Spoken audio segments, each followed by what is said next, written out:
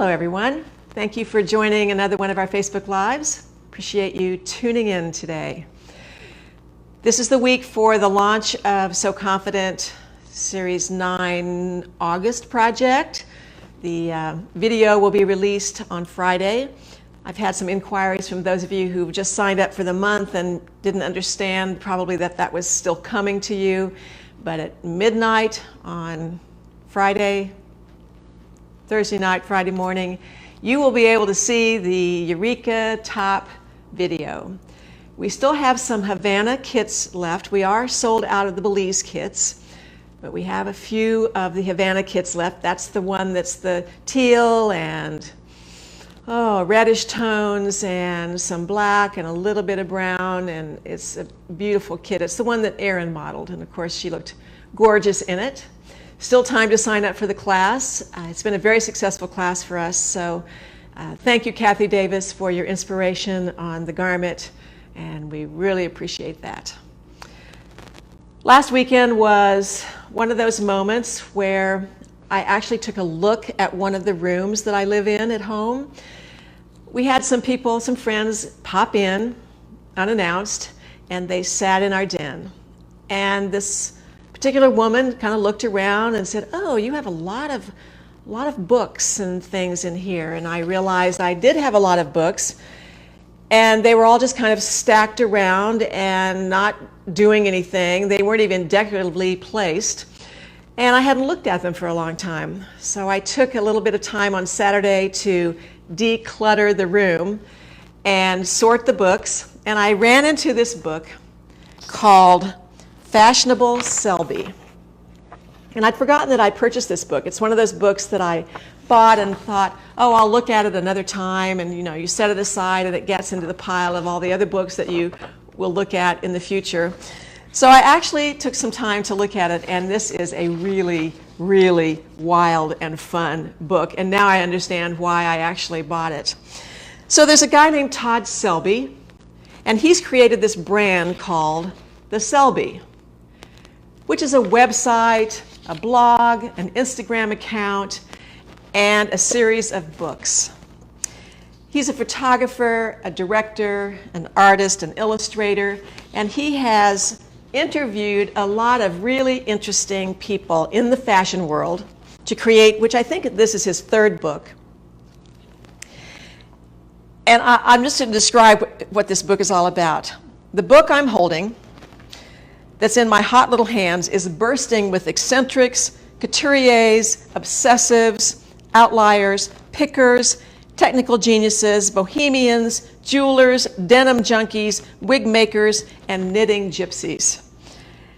Now that fashion has become a global spectator sport, now that style and celebrity and hard-edged glamour are so ubiquitous, we are in real danger of losing the crafty nuance. And so as a result, there is this book. One of the designers, and most of them I have not heard of, they are sort of behind the scenes people, like the creative directors for Louis Vuitton, for example, or a creative director for Balmain. But other people are just interesting individuals. But Isabel Marant is one of my favorite designers.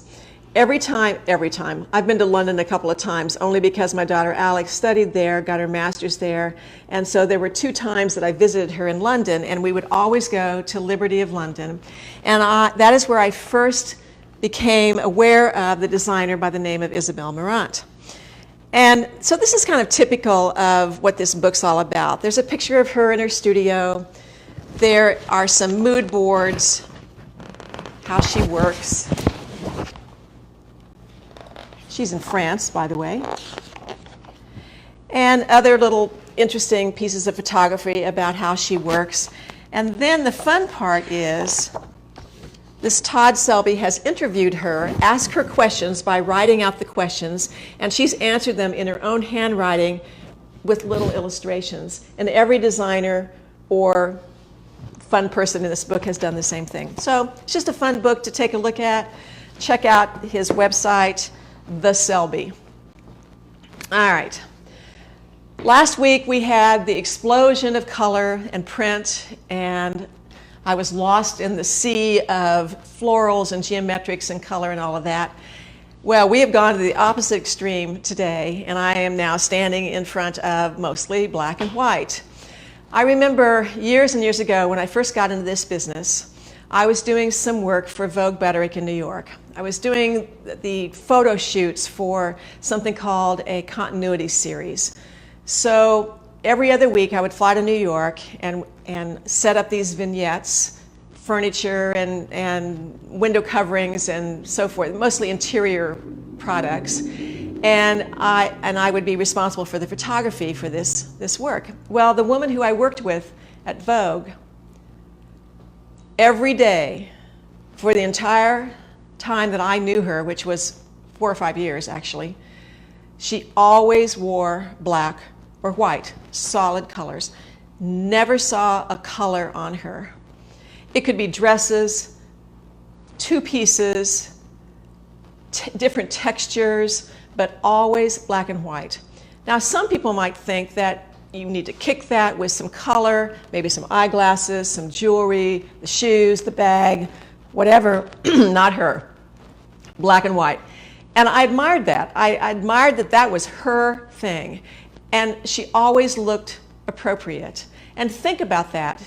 If you limited your colors palette to 1 or 2 colors in your closet, you wouldn't have to think very hard in the morning about what you're going to wear that day. You would know that's your style. You present yourself in that way. You're known for that.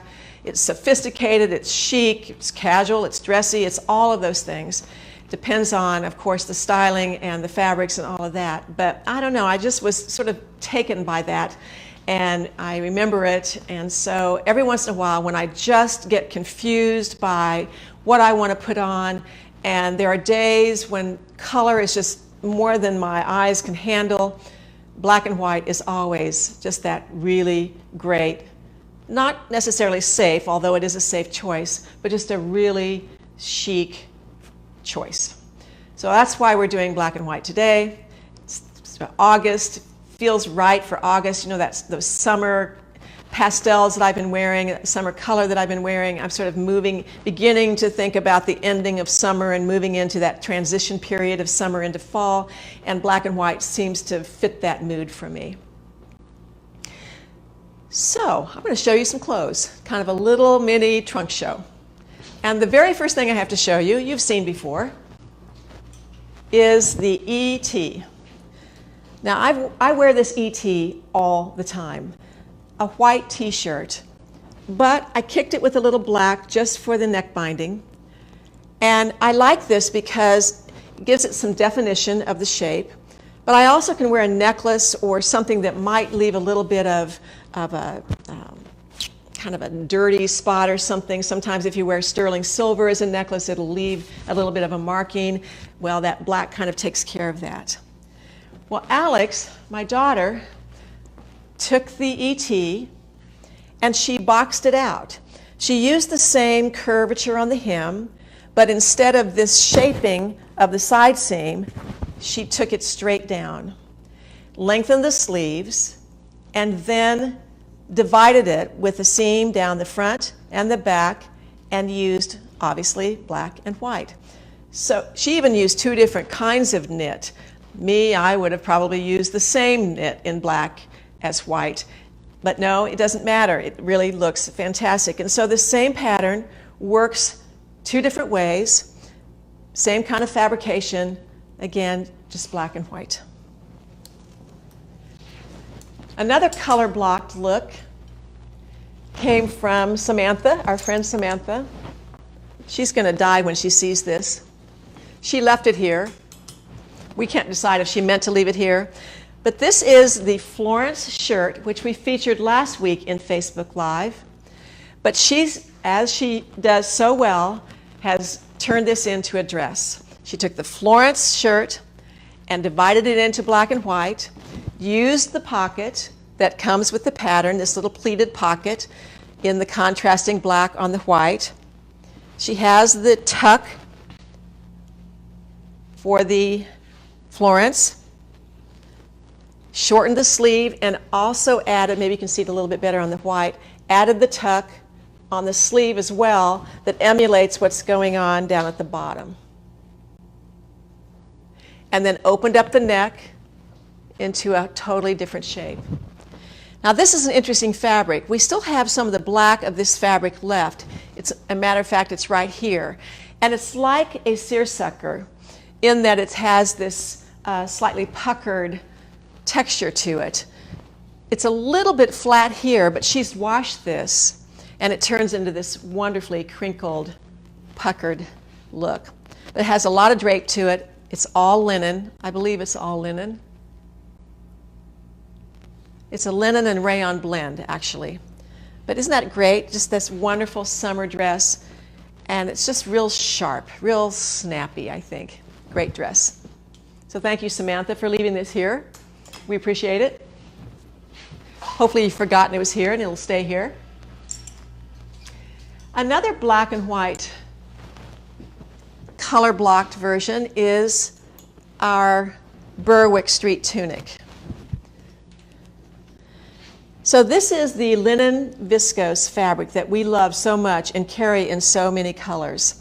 As a matter of fact, it's what I have on in my London shirt today. It's the linen viscose. This is the black linen viscose. This is the white linen viscose.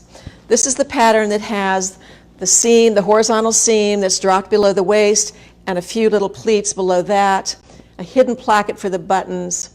And then Alex designed this London embroidery motif that I hand sewed. We also have this as a digitized for machine embroidery design on our website. So these designs are available either by the hand version or the machine version. These are the 5 iconic buildings of London. And so while she was there studying, she did some of these really charming embroidery designs. The back is all black, 1 white sleeve, 1 black sleeve, and really a powerful black and white garment. A couple of years ago at Chateau du Mans in France, one of our students was the granddaughter actually of Jan Black, and she was young. Not all of us were young who attended that particular Chateau du Mans, but she was young. She was still in college, probably has graduated by now. And she took the Berwick Street tunic and she turned it into a simpler top shirt. Left the horizontal seam, took out the front pleats, so this is flat, added a pocket, didn't do a concealed placket, actually just turned the edges and put buttons. The neck does not have the little stand on it, and instead is finished with some bias tape that you buy in a package. Changed the shape of the sleeve and added a cuff. And this is done in a cotton fabric that's a stripe. Now I actually made this one, she has hers, but I've reversed the stripes. So horizontal up here, vertical pocket, vertical, I'll call this a skirt or a peplum. And then 1 solid back. But it's the same pattern. So you can get 2 very different looks out of the same Berwick Street tunic pattern.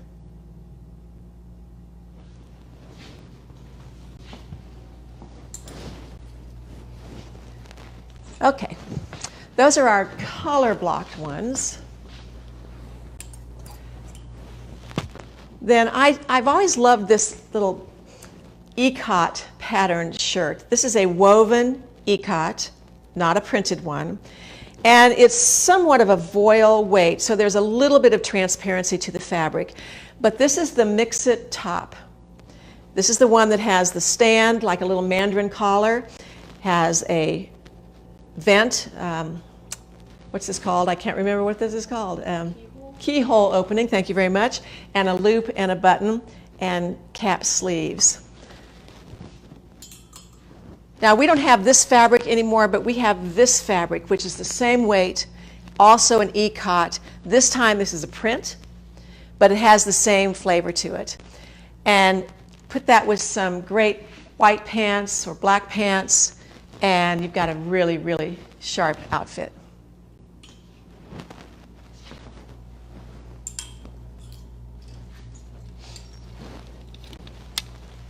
I'm just going to put these black Picasso pants right here, because everyone needs a pair of black Picasso pants, either in viscose linen or knit or our railroad stripe. We've had this fabric on and off over the last couple of few years. We just got it in again, and this is the pair of pants that I put on a lot in the summertime. I can wear a lot with it. I can just wear my simple white t-shirt with the black trim around the neck, or I can pop it with some color. I can put pattern with it. I consider this almost as basic as solid black. So these came from my closet. I wear these pants all the time. It's interesting about the Picassos. They have a fullness to them. They have a lantern shape, which is a very, very popular shape in ready-to-wear today. And even though they're considered a little bit fuller pant, I think the profile works with so many of our patterns. I almost wore these today, actually, with my London shirt. You know, the London shirt's a big, big shirt, and I have on the pencil pants with the shirt, but I have worn these Picasso pants a lot with my London shirt. But if I want to make the entire Picasso ensemble, well, then I make my Picasso top in a solid black knit. This is the one that has some detail lines, a set-in sleeve that's set in kind of square, has a pocket. You can shorten the sleeve, leave it long, roll it up. This is going to be one of those garments that you're going to wear almost year-round, and definitely going into fall, but it looks great when you put the dark on the top. Sometimes we always think about black pants on the bottom, but remembering that, make yourself a great black top and wear it with either colorful pants or the railroad stripe pants. So both of these pieces are in the same pattern, the Picasso pattern. It is our #1 selling pattern.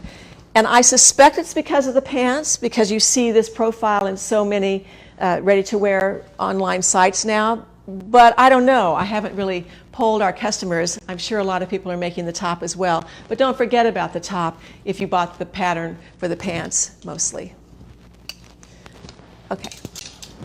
So that's Picasso top and pant.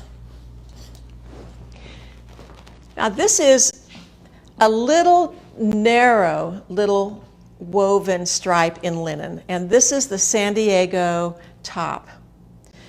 Now this just says summer to me. You know, it has a looseness to it, a breezy, easy look to it. The sleeve is a little bit bigger and right at your elbow. This has a nice open but interesting neckline to it. When you buy the San Diego pattern, you get the top, the tunic, and the jacket all in one pattern, but this is the top. And this looks great, of course, with black, but it looks great with denim.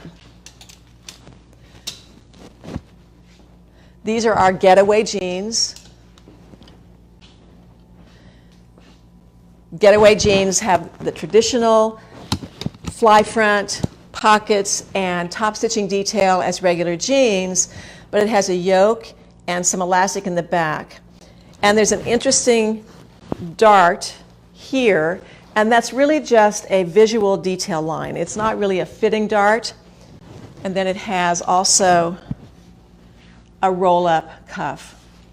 So the people who've made this pair of jeans love these jeans. They fit really well and haven't had a lot of issues about fitting. I've had nothing but really compliments from people who've made them. And you can go back onto our Facebook Facebook page, and you'll see people modeling the getaway jeans. But these happen to be in a dark or black denim.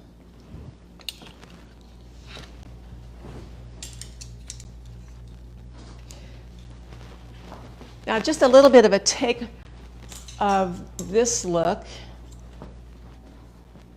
is this look. So this is the Eureka top, And the original length of the areca is right here. But I've added about a 4.5 inch doubled bottom to this, just to give it a different look altogether. Contrasted the sleeve bands with black and inserted some stretchy piping in the seams of the neck and the bottom. Now, if you are interested in knowing more about how to use your cover stitch machine for fashion details, you can take my Craftsy class called, I'm not sure, has the word cover stitch in it. Can't remember, but anyway, go to craftsy.com and my class is there, and I talk about how to make this particular piping on your serger. So, 2 different ways to use white knit, and of course just looks fantastic with the solid black Picassos.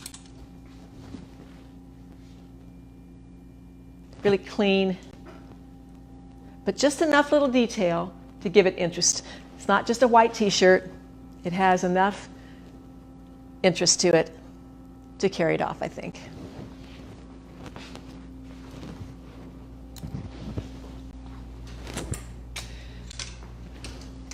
Now, we don't talk about, for some reason, the mimosa pants very often. And the mimosa pants are fitted pants.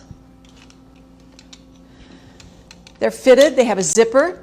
Actually, the pattern has the invisible zipper on the side, but I've put it in the back, and I actually think that's a better place to put it. Then you have the opportunities to fit along the side seams after you've gotten things basted together. Because once you put an invisible zipper in, that's a commitment. You don't want to have to take that out.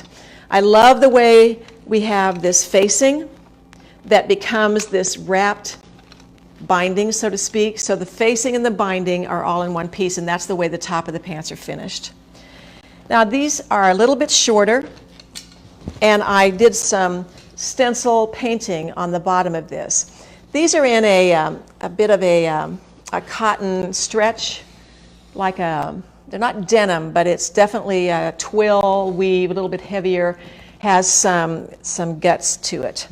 But I got into a stencil painting phase at one point in my life, thanks to Nancy Schreiber, where I stenciled the bottom of these pants, and I also stenciled the bottom part of this London shirt. So if you want to do something kind of artistic to dress up your white clothes, think about stenciling and fabric paint.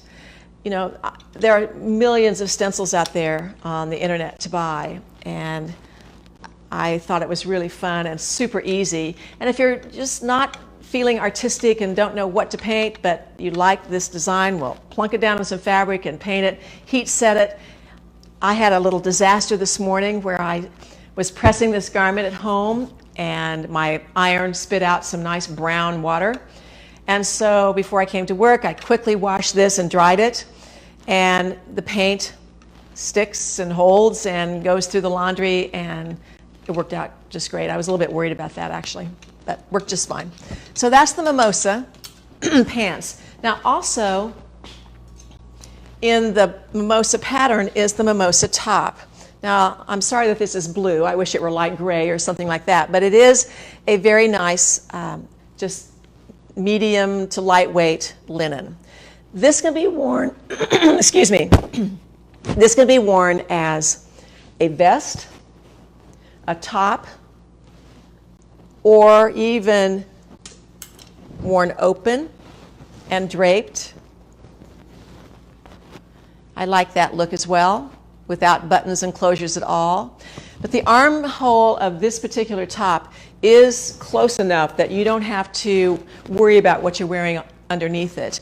And because it buttons completely to the side seams both ways, when this is on and crosses over, this crosses over pretty high and it stays. It doesn't gape.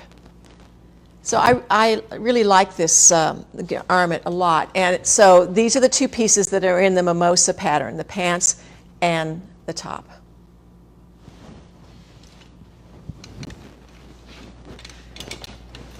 I think we forget about vests in the summertime because it's a third piece, but if you make a vest in something very lightweight, this is the E vest, meaning it's a download pattern. It's longer in the front, shorter in the back. It's super easy to make, but it has interesting lines to it. And this is made in a very light puckered voile. And I'm going to show you a couple of fabrics that are very much like this in a minute. I'm showing this over the Eureka top. That is the top that is cut up into sections. And how to do this is on our blog. You go to our website, click on blog, search for Eureka top, and this will pop up. But make yourself a very lightweight summer vest. Adds that nice finished piece to a simple shirt. The newest pattern, the gardenia, I think is also considered a vest and can be made in something fairly sheer as well. Now you could wear a tank under it or the appropriate undergarments or a little t-shirt, either one. But don't forget about the new gardenia top.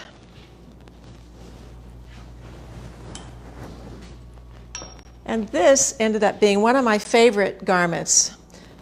This is the Detour jacket without sleeves. And so I want to talk about this just a little bit. How you deal with taking a pattern that has sleeves and not putting sleeves in it. About a year and a half ago, I visited Samantha, Jan, and Jerry, my friends in South Carolina, and they took me to downtown Charleston to this store called RTW.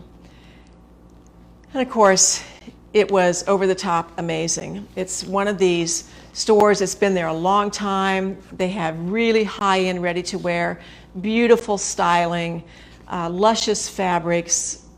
I was really blown away that there are still stores like that, independent stores like that, that carry just really good quality clothing, that it's very interesting clothing. I call it architectural clothing, things that have something about them that's just a little bit unique that you're not going to find just every day. And one of the brands that I was intrigued by was a brand by Sophie Hong, H-O-N-G. Now this is one of the shirts that Sophie has done, and one of the things I liked about it was that she uses these bias bindings to just edge her pieces just in little bits, like on one sleeve, part of the front, one side of the collar. I thought that was really nice. And so I came home and decided to do that sort of treatment on this Detour vest. So this normally would button, but obviously I've left the buttons off and I've removed the front seam allowance, hem allowance, seam allowance in this case, or I guess it was a seam allowance, that's right. And so I've used, this is a linen, handkerchief linen, that has these applied little tiny metallic dots on it, just in a sprinkling. But I used silk charmeuse in white to bind the edges of this. And then I use silk organza for facings for the arm's eyes. So I'm going to talk about that for just a little bit. Get my little board out here.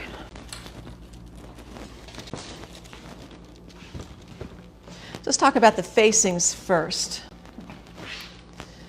So the Detour jacket has this interesting yoke that has this little jut out right here.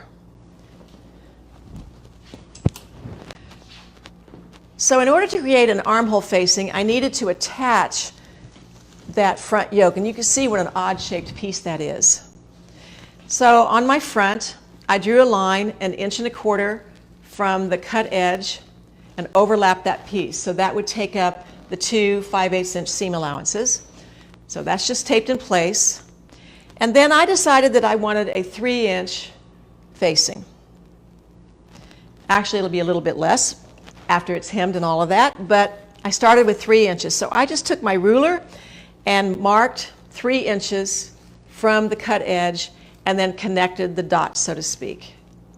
But I made sure that I transferred my straight of grain line. Center front, in this case, is the straight of grain, so I did a parallel line within this facing section to identify the straight of grain. So that became my traced facing piece.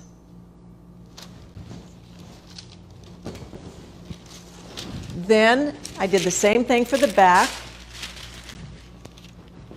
Again, 3 inches. Transferred the straight of grain from the center back.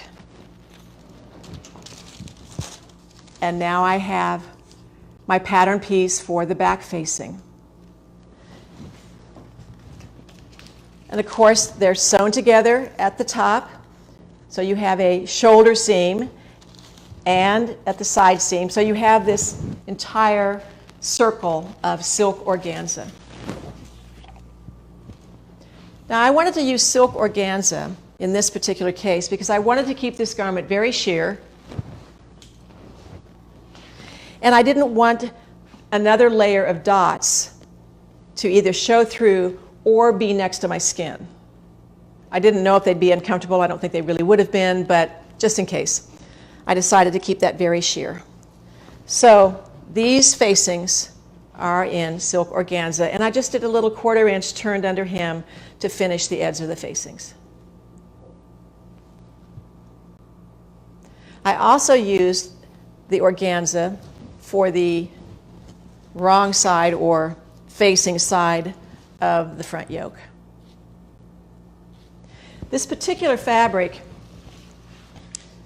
was actually very easy to work with, but I did have to make a note to myself after I was practicing some pressing that while these little bumps or dots survived, if I hit them too hard with the iron, I lost some of the color on them.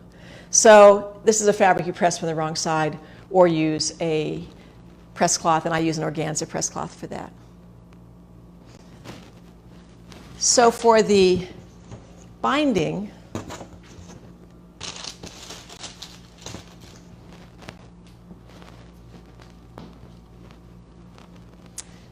I cut 1.5 inch wide strips of silk charmeuse on the bias. And then I press this 1.5 inch strip in half with the wrong sides together. And then I opened that up and pressed each raw edge to the center to that crease that I just made here. So I'm creating bias binding, double fold bias binding. And then I open that back out and sew that along this crease to the edge of the garment. So I have my stitching guide because it's a fold line. Now there's no reason why you can't use one of these bias tape makers. For some reason, I just find it easier to do it without this, but if you're having a little bit of difficulty, don't worry. Once this is sewn on,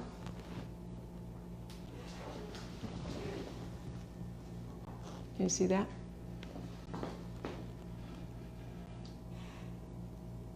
Okay. Then that gets folded around the edge. This edge gets folded under. I have to use my knee here for a second.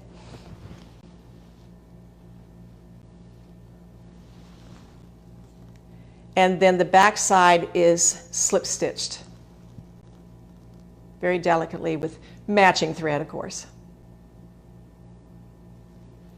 So that is the bias binding. You can do it in contrasting fabrics if you want a little strip of color. I made some samples first. You know, I'm a big sample maker. I tried silk charmeuse in 2 different colors. I tried silk dupioni.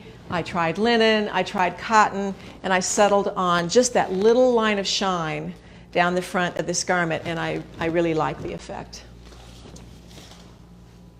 Now, if you like this idea and want to pursue it a little bit, then we have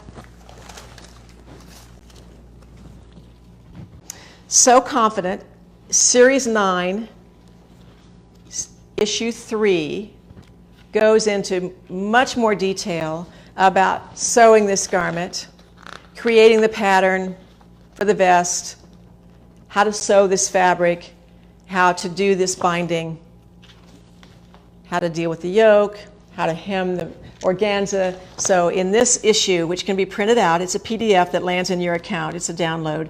You can print it out, bind it, keep it, but it's a whole inspiration issue on how to sew that vest.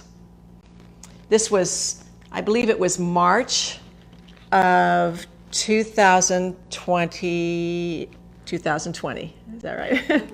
Okay. Okay. So let me show you some fabrics.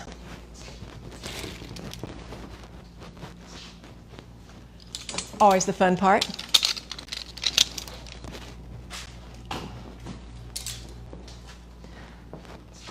I want to show you this first, I guess, before I get it totally out of the way. So Confident Series 10 this year, this was the project for, is it June or July? June, because July would have been June. Yes, so this was June's project. And you can see we've used 3 different white, black and white, gray and white stripes. The pinstripe here, the dark with a white pinstripe, and then a narrow pinstripe. So these are wonderful men's shirtings from a very high-end men's shirtings company. This is the Hibiscus shirt. We've done the undercollar and the stand in a contrasting little tiny check. A contrasting, excuse me, my voice today, I don't know, I'm losing it. A little contrasting pocket and some great contrasting buttons, including one very interesting button right there. So this is a kit. We still have a few of them. And so take advantage of either the kit or we've separated the fabrics out and you can buy the fabrics as well, which is what is being shown down here. So here is the gray, the dark gray with the white pinstripe, all cotton. It's a beautiful feel to it, really a nice finished cotton. This is the black and white railroad stripe in cotton. And here's the fabric that's the body of that shirt, the white shirt with the thin black stripe. So here's the ikat in voile. This is the viscose linen that I have on, and I don't think I showed you the pants. You know, if I've worn these pants once this summer, I've worn these pants too many times. But they are my favorite white pants for summer, the Hudson pants in viscose linen. It's fantastic. I'm kind of surprised that I was in the mood to put this fabric on sale because this is a staple for us all year long. And if by some chance we run out of this, this is a fabric that we can reorder and there'll be a back order on it. So this is the first of one of these fabrics that I think would make a great vest or shirt, either one. And this is really hard to see, so I'm going to show it to you. Get it off the wall here. This is like seersucker. It's cotton. Let me make sure of that before I commit to that. Yes, cotton. Okay. And so there are portions of this that are like little bubbles. We have small ovals, larger ovals, a little bit of a stripe going on here. So this has a lot of character for a solid black fabric. This would make a great gardenia shirt. I think it'd make a great London shirt, a vest, the E-vest, or any of the vests actually.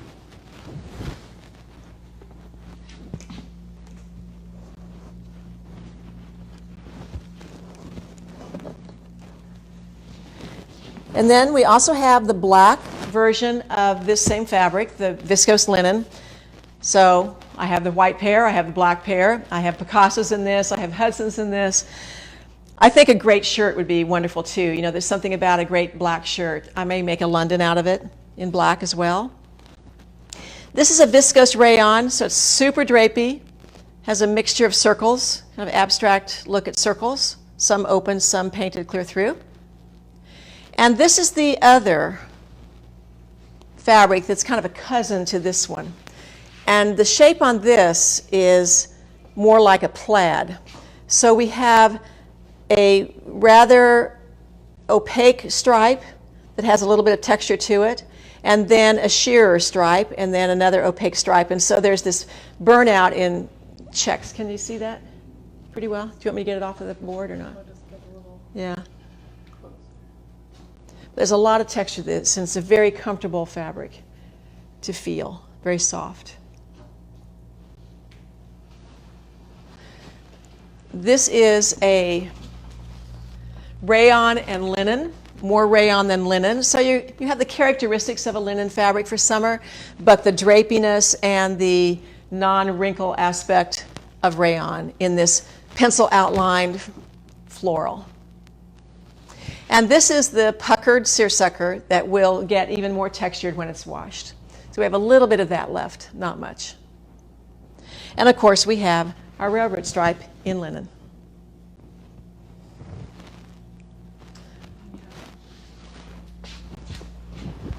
We have 2 knits on sale, so you can do your basic t-shirt or your Eureka top. These are cotton and spandex. Organic cotton, 95%, and 5% spandex. It's a nice weight.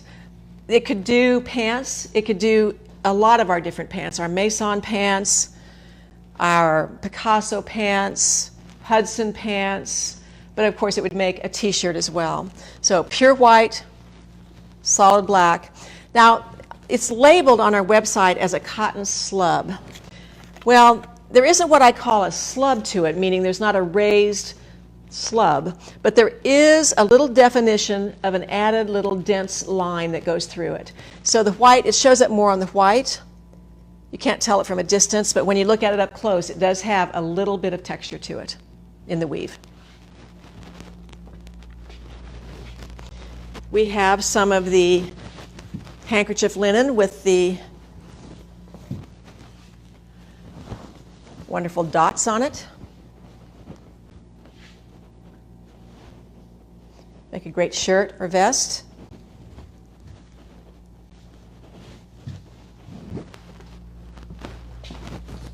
We have a nice linen woven strié.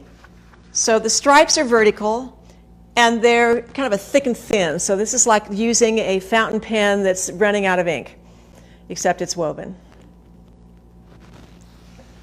It's a nice linen. And then we have a little bit of this cotton left.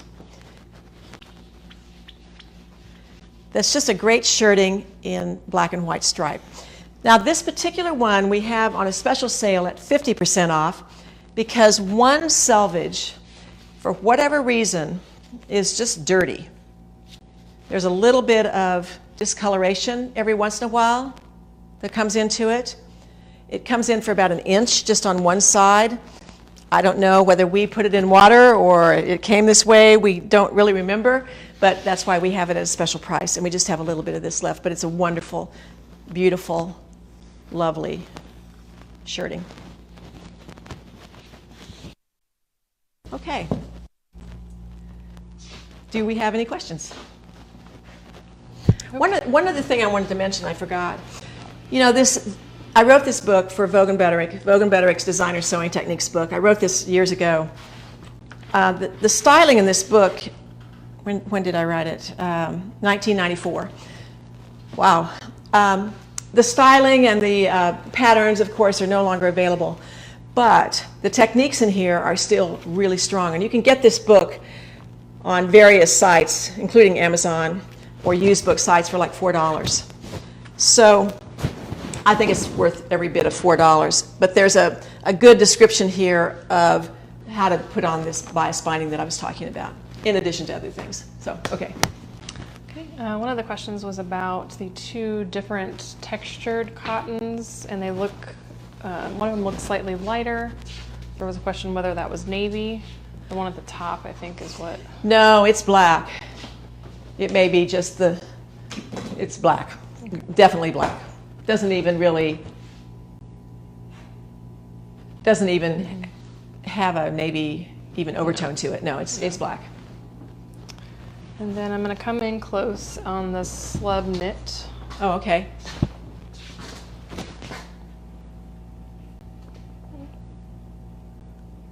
Kind of see it. Yeah. So you can see the texture. It's kind of tricky to see. Yeah.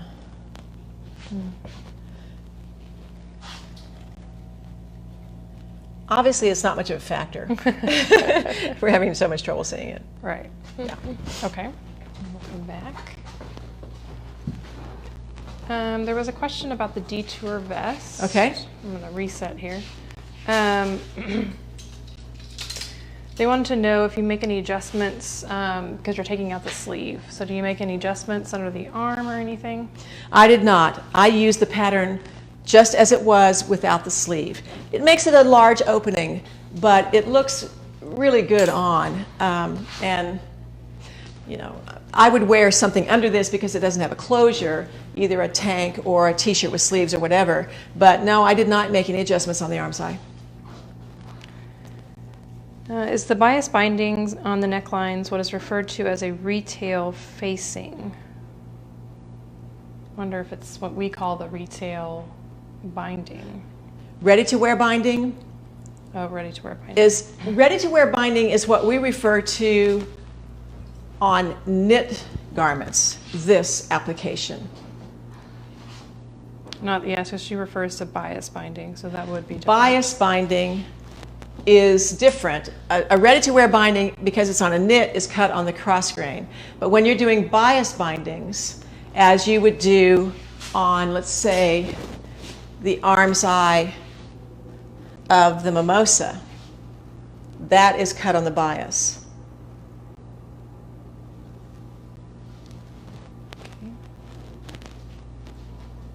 Was that the question about how it was cut, or?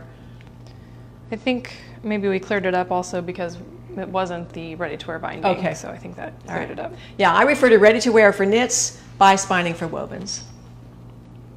What is the shirt with the big collar and the wide sleeves called again? Is that? This is the San Diego. Mm-hmm.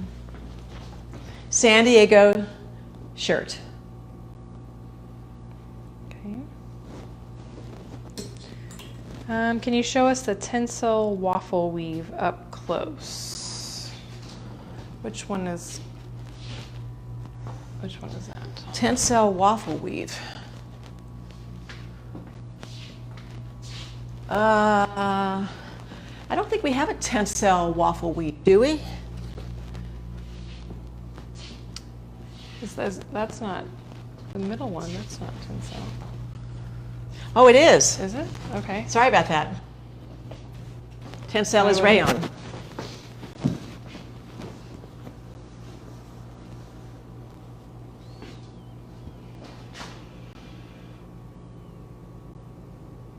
That is so pretty. Okay. Yeah, these don't show very well on the website. This has a nice drape to it. This actually would make great pants, now that I look at this. You think so? Even if you I do. sheer? No, I don't think it's, I mean, can you see anything through this? I can see the white You can? in your shirt. Okay. When you held it up to the... They remind me of Japanese fabrics.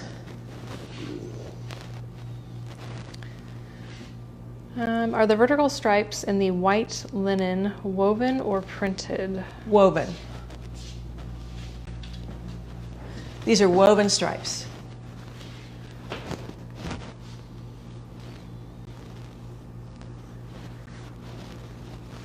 Okay, and then I think we answered this one. Is the textured black cotton sheer or a little sheer? So I think we answered that one. Yeah, I think it's semi-sheer for sure.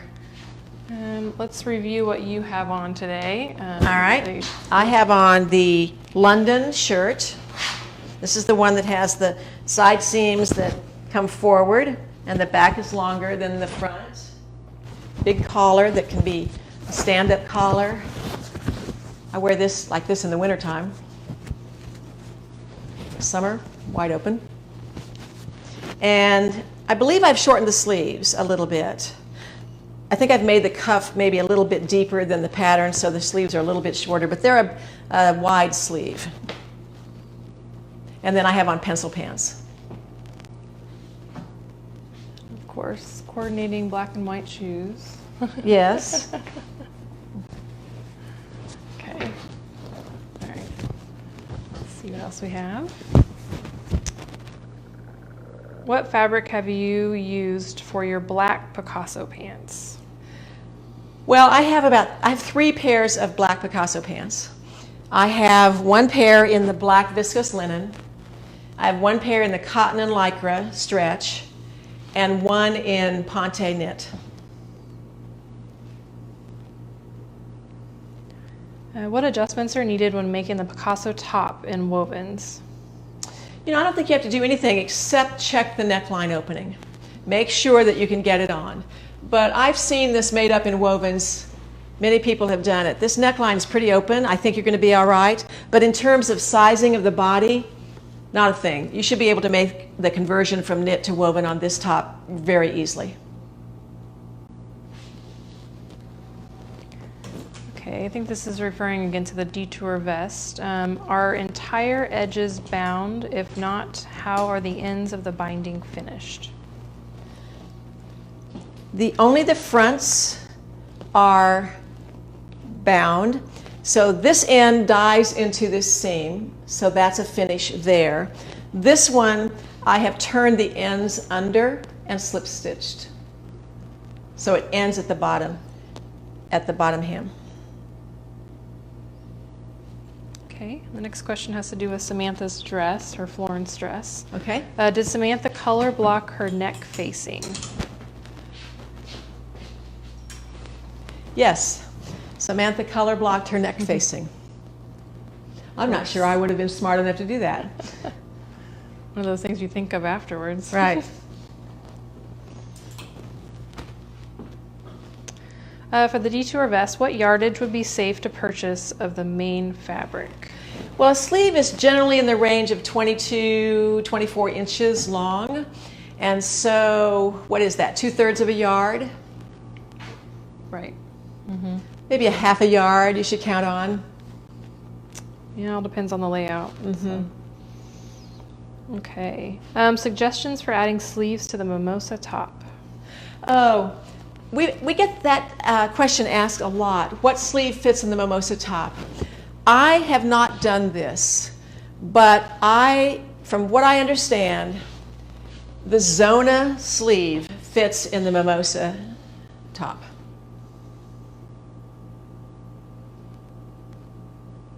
Are the Getaway jeans a high rise? They're not high rise, but they're at the waist. They're not above the waist.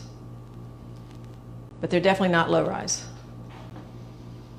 Is the sleeve of the Picasso top like the sleeve of the Quincy jacket? Yes. Well, yes.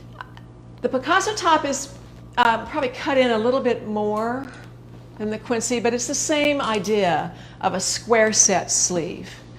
Now, this is square set because this is all one piece. In the Quincy, this is a seam, and so you attach this and then install it. So it's a different construction, but it definitely has a square detail. Do you have any guidelines for trying to put white pants with a black and white top, but whites are not exactly a match? You know, yesterday I wore a black and white striped t-shirt with white pants, and they did not match. And I took a second look in the mirror before I left the house and decided I was fine.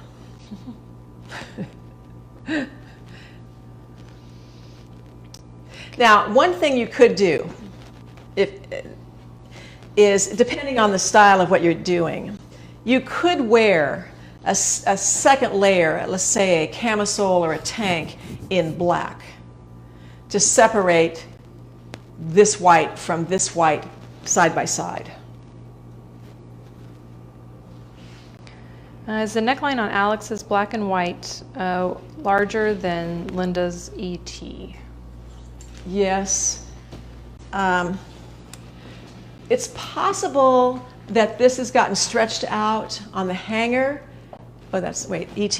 Yeah, very different. She must have changed the neckline as well. She had to have. But yes, they are different. But she did start with this pattern. I know that. I texted her yesterday and she confirmed this. And all she told me was that she had boxed it out, lengthened the sleeves, used the same hem, but we did not talk about the neckline. But it appears to me that she's modified that a little bit. Which we tend to do with the ET. Yes. Okay, go down to some newer questions.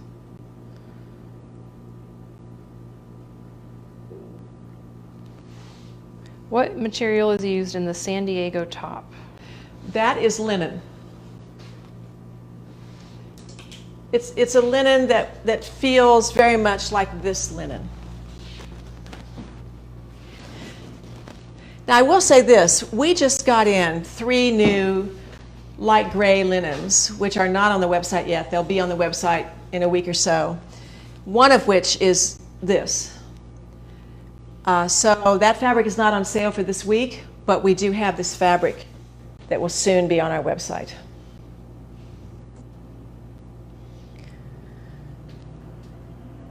Any chance the London scene will be in a JEF format? I don't know if that's another embroidery format. You know, I haven't looked at that in so long. We have it in a lot of formats. Right. But I can't tell you. I don't know exactly what they are, but we do list that on our website. Right. Like all the different formats that it comes in. Right. And I guess I thought we covered all Yeah, the I use formats. Karnalaki, who's the best digitizer I think in the world, who lives in Buhler, Kansas, and she did the digitizing on that design, and she did all the formats. But maybe we don't know about one. I don't know. We'd have to look. But they are listed on the website, all the formats. What about black and ivory or black and off-white? Is that a good Absolutely. combination? Okay. As a matter of fact, when I look at this, that looks a little bit off-white, but I like black and off-white a lot. And it's the same idea.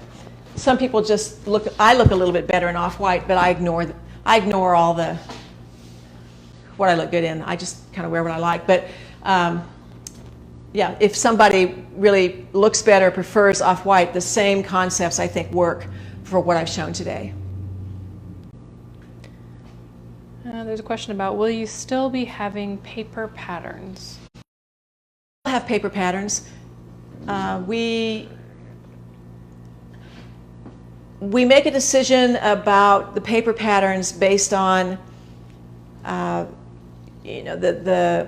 the number of pattern pieces, how many pages it's going to print out as a download. You know, we've been trying to keep those to the simpler ones, although recently we have sort of ignored that. But as you may know, we weren't able to print for, off and on, the process of printing 2 or 3 as we speak that we don't have back yet.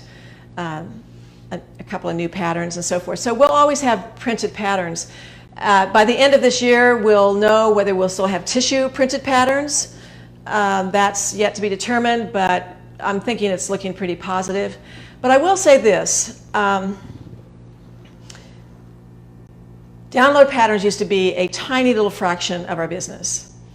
And so we would put out a printed pattern, and then a few weeks later, we might decide to put it out as a download pattern. Well, that is totally reversed. And now we sell more download patterns than printed patterns. And now we put out the download pattern first and the printed pattern second. So we've kind of reversed our thinking. Any problems with the black running into the white when laundering? Well, so far not so much on anything I've shown here. I think it's always a good idea to pre-wash the fabrics just to make sure that you get, especially the blacks, of course, to get some of the excess dye out of them, because that can happen. But so far I've been lucky. Is the black and white diamonds kind of thin? Yes, the ECOT is, it's a voile weight.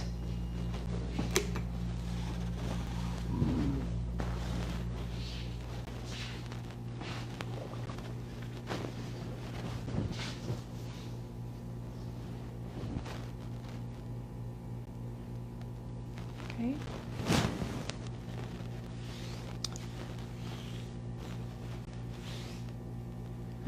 We had somebody say that the JEF format is for my Janome S9.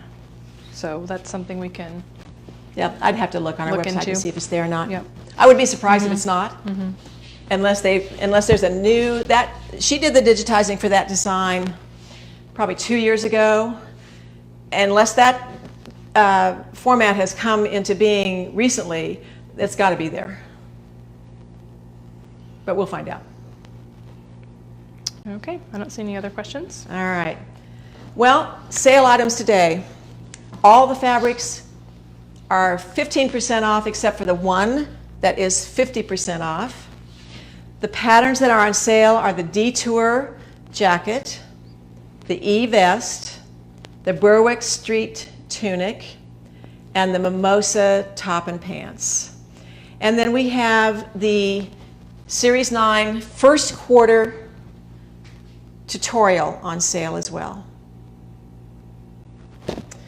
Well, next week we have a really fun treat for you. I'll leave that as a surprise, but we're planning something special next week. Special guest. And thank you so much for joining. We'll see you next week.